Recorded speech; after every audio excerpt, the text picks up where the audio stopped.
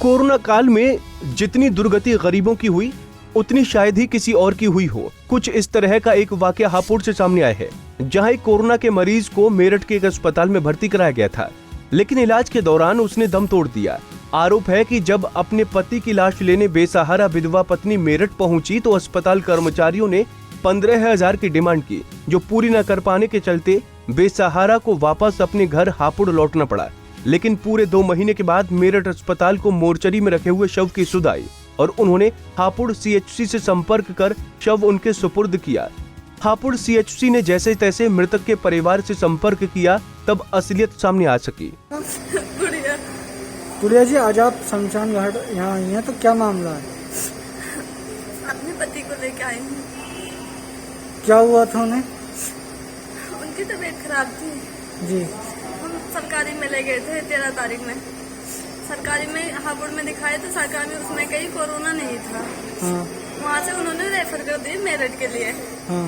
मेरठ में 13 ठीक थे, 14 ठीक थे। हाँ। 15 तारीख को 1-1:30 बजे रात में ले गए। वो बता दिए कोरोना है। हाँ। वो बिल्कुल ठीक ठाक थे, खाना खाए, पानी पिए, बात किए। हाँ। जब वो सो रहे थे उन्होंने एकदम कोरोना बता के ले गए। 6 बजे हम वहाँ से निकले, जैसे हमारे पास कॉल कर दिए, वो तो खत्म हो गए। हमने गुरुद्वारे में पैर भी रखी, बस उन्होंने फोन कर दी, वो तो खत्म हो गए। हम वहाँ पे जाके जैसे मतलब बॉडी मांगने लगे, तो बॉडी को उन्होंने पैसे मांगने लगे। वो कह रहे हैं 15,000 रुपए चाहिए, जो बॉडी चाहिए। तो मैंने डॉक्टर ने अच्छा डॉक्टर ने 15,000 रुपए मांगे थे। मेरे पास में पैसे थे नहीं। अच्छा। मैं पैसे लेने घर आई थी, मेरे इंतजाम हो ना पाया। अच्छा। तो उन्होंने फोन कर दी कि मतलब हम अंतिम संस्कार कर देंगे। हाँ। अब हमें तो मालूम नहीं था, इसलिए हम घर चले गए थे। हाँ। तो जब अब पुलिस वालों को फोन आया, जब मैं आई यहाँ पे। नहीं, ये बताइए 2.5 महीने से बॉडी आए तो क्या आपको जानकारी नहीं थी 2.5 महीने तक? जी नहीं, मेरी जानकारी नहीं थी, क्योंकि उन्होंने कही थी मैं अंतिम संस्कार कर दूंगा, तो इसलिए हमने चले गए थे। बता रहे हैं कि इनके जो भाई थे वो छोड़ के चले गए थे बॉडी को। वो भाई पैसे मांग रहे थे, इसलिए छोड़ के चले गए थे। पैसे नहीं थे हमारे साथ पास। हमारे पास पैसे होते तो हम लेके ना आते। लेकिन इस मामले में हापुड़ की CHC प्रभारी डॉक्टर दिनेश खत्री का कहना है कि मेरठ के अस्पताल से मृतक के भाई को मरीज के विषय में बताया गया था, लेकिन मृतक का भाई वहां से भाग गया।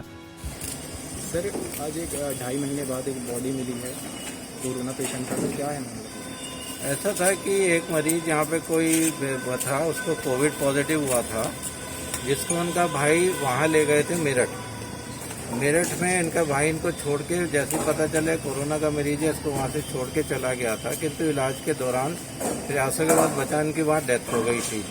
जब कोई बॉडी को वहाँ लेने नहीं आया तो उसकी सूचना हमारे CMO कार्यालय में CMO मैम को मिली, तो CMO मैम ने वहाँ से उस बॉडी को मंगवा कर यहाँ GS मेडिकल कॉलेज के मोर्चरी में रखवा दी गई और इनके परिवारजनों को ढूंढना शुरू कर दिया गया।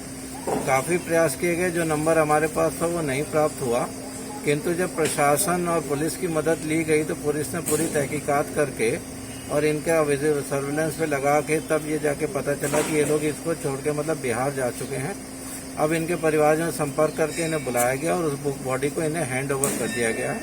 और इसमें एक यहाँ की नीट फाउंडेशन की मदद से इनका दाह संस्कार कराया जा रहा है, क्योंकि नीट फाउंडेशन ने ही यहाँ पर जो भी इस तरह के व्यक्ति होते हैं जिन पे पैसा नहीं होता, वो नहीं होता, तो दाह संस्कार की जिम्मेदारी वो ले लेते हैं और उनकी ही प्रेजेंस में दाह संस्कार कराया जा रहा है। अब इस मामले में कितनी सच्चाई है, ये तो अब जांच के बाद ही साफ हो पाएगा।